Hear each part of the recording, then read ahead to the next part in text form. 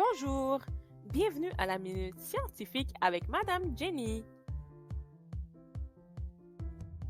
Dans la capsule de la semaine passée, nous avons vu les états solides, liquides et gazeux.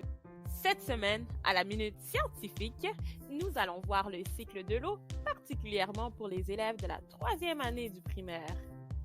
Et oui, aujourd'hui nous allons voir les 5 étapes du cycle de l'eau. À la fin de la capsule, tu seras en mesure de reconnaître les différentes étapes impliquées dans le cycle de l'eau.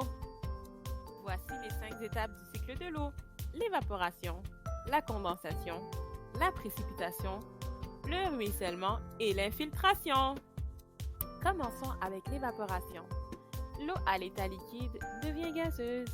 En réalité, sous l'effet du vent et du soleil, l'eau présente dans l'océan, les rivières et les lacs s'évaporent.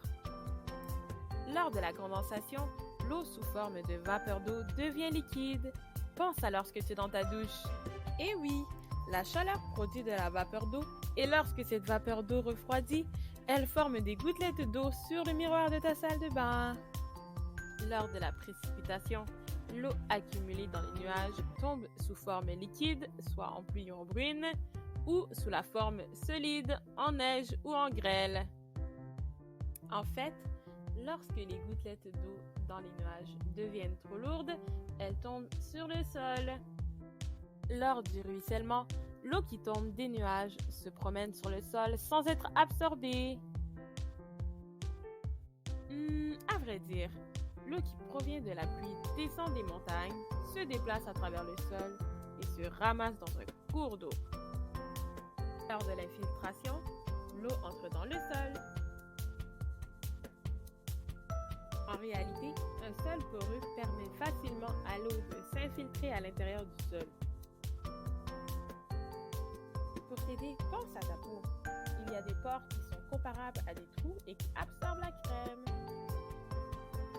Et oui, de la même manière que les pores de ta peau, les pores du sol permettent à l'eau d'être absorbée dans le sol. Super! Maintenant, tu connais les 5 étapes du cycle de l'eau. Rappelons-nous des 5 étapes. 1. L'eau liquide devient gazeuse. 2. L'eau gazeuse devient liquide. 3. L'eau accumulée dans les nuages tombe sous forme liquide ou solide. 4. L'eau provenant des précipitations se déplace sur le sol. 5.